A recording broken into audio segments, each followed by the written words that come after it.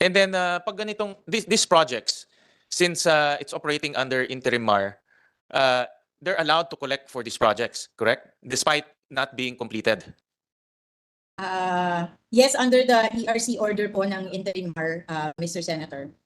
So in other words, parang ginigisa tayo sa sarili nating mantika. Because nagko-collect na sa atin pero delayed itong mga projects. Ang intention po kasi with the reset, they're supposed to be optimized. So magkukwentas claras po tayo pagdating Correct. ng reset. Yeah, but to put it simply, they're already collecting from the consumers. No? They're allowed- I know magre-reconcile yan at the end, no? But just to put it simply, they're nagko-collect na sila from the consumers, including yung EPMS, yung 6 backbone projects. Allowed po, may authority po. So, for example, yung Visayas-Mindanao interconnection, even though hindi pa siya nag-ooperate, it's being collected from the consumers already. Tama? Kasi po kaya ko po hindi masagot ng 100% they're collecting because we're still validating kung ano po yung in-spend po nila and ano yung kinolect. So, in terms of, if the question were, do they have authority? The interim MAR allowed them, gave them authority. Whether they're actually collecting it, yun po yung yeah, but if the authority is already there, if it goes without saying, they will collect.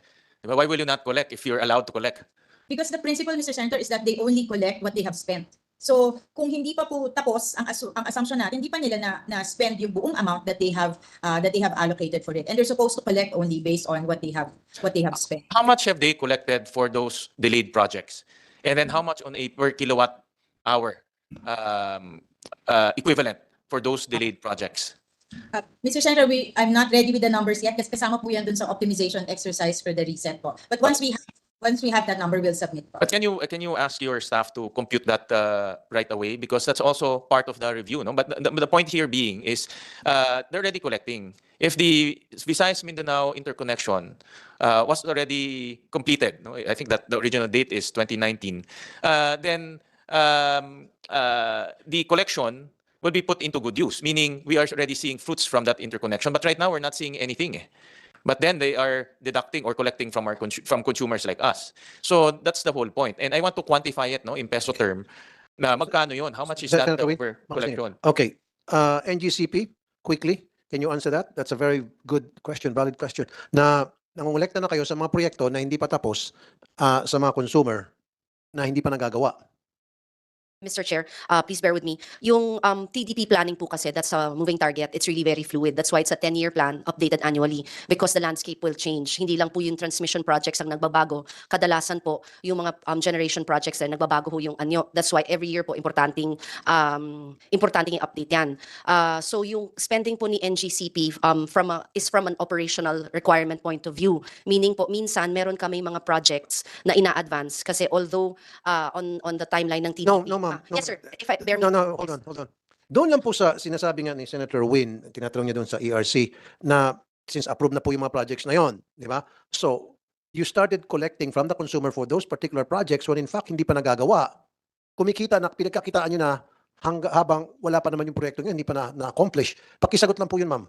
kung kasama po Mr. dun sa Chair, approved. dagdag lang doon, Mr. Chair, before the attorney answers. Yung sinasabi po ni na Sen. Sherwin at Chair, nagcha-charge na po kayo kahit hindi pa tapos yung proyekto. And the other painful part of it is, nagbabayad na ang customers kahit hindi pa nila na-enjoy. Salamat, Mr. Chair. Yun nga diretso lang po, ma'am. Yes, sir. Attorney. For those projects that are approved, meron na pong charge, but also we build projects Okay, that we no, won't charge. so tama yung sinasabi ni Senator Win. Yes, sir, in Na fact po. kayo po ay nagcha-charge na, nangongolekta para doon sa project na hindi nyo pa nagagawa, hindi pa tapos. Tama? As under the regulatory framework po, yes. So, ERC, is that legal? Nasaan yung ERC? Legal ho ba yun? Inamin na nila na yes, kumukolekta raw sila, nagcha-charge na sila sa mga consumer para doon sa project na hindi pa nagagawa. Sabi pa ni Senator Risa, hindi pa na-enjoy ng mga consumer yung proyekto na para sa kanila, and yet itong mga consumer natin nagbabayad na. Is that legal?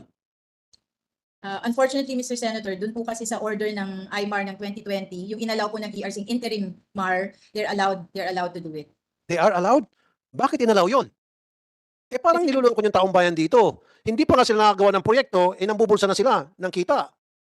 Sana magan. Why did you allow it?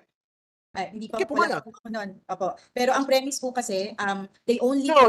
Pero ayoko yung mga premise na yan. Simple lang eh. Di ba? Pinapakomplicate nyo para sa taong bayan to. Sa mga regular na Juan de la Cruz para mas maintindihan. Okay? Huwag nyo nang gamitan ng mga paikot-ikot. Kumukolekta na sila, pinagkakitaan na nila yung isang proyekto na hindi pa pinapakinabangan nung kinukolektahan nila. Di ba kalokohan yan? O ba't kayo pumayag? Dapat, mangungulekta sila doon sa proyekto na tapos nila. It's just right and proper na kumulektan sila dahil ginastosan nila yun eh. Okay lang yun. Pero pag hindi wala pa silang ginagastos doon sa isang proyekto, and yet kumukolekta na sila, yun yung kawalanghiyaan. Saka Mr. Chair, Ma'am, hindi pa Senator. tapos yung proyekto, namigay na ng dividends. Isa pa yung kawalanghiyaan kagaguhan yan. Hindi pa nga tapos yung proyekto pala. Daig pa si Judas. Naghati-hatian na ng pilak. Why did you allow it? ERC. Ba't yung pinayagan? Why?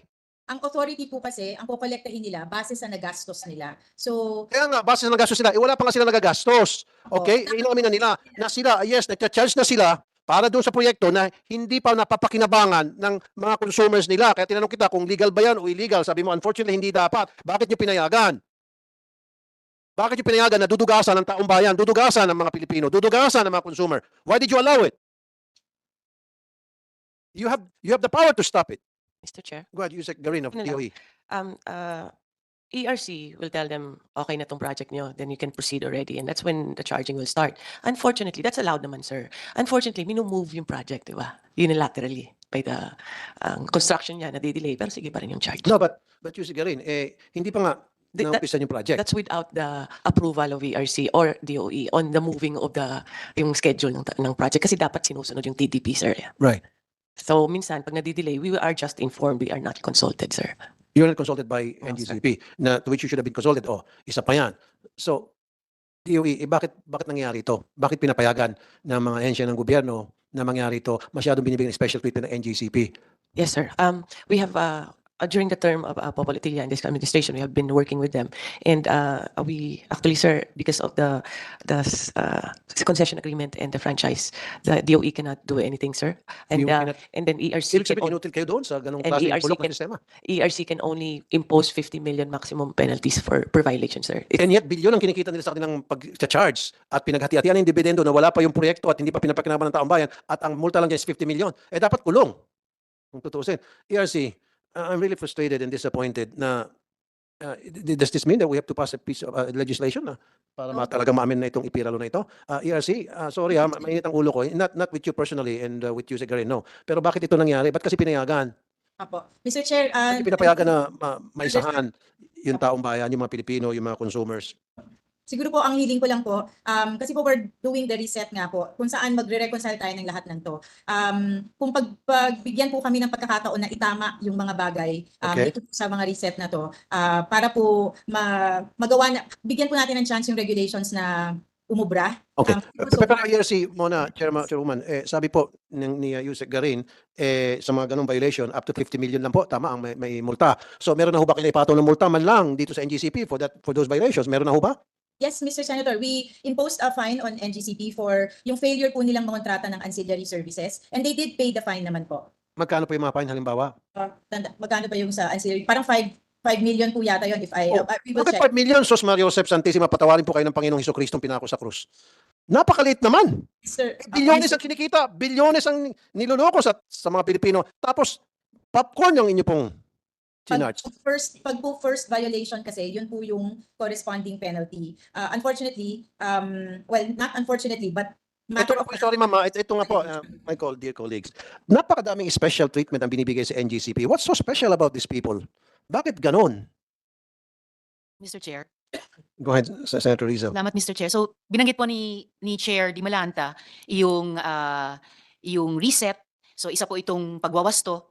And the committee has already been talking about even bigger na mga pagwawasto, from paghiwalay nung system operation sa NGCP, pagbabalik nito sa Transco o sa isang independent. Right. At pinag-uusapan din po natin, Mr. Chair, yung pag-amend ng EPIRA. That's what- what we're going to do. Yes, to amend Mr. the PIRA. Yes. Yeah. Yes, Mr. Chair. Go ahead po. And so, buting-tingin ko pa ng konti itong tungkol sa system operator. Matanong din sa DOE, pwede po ba na yung long sought after provision ng ancillary services, nakababanggit din ulit ni Chair Mona, pwede po ba kaya yung maging responsibility ng system operator?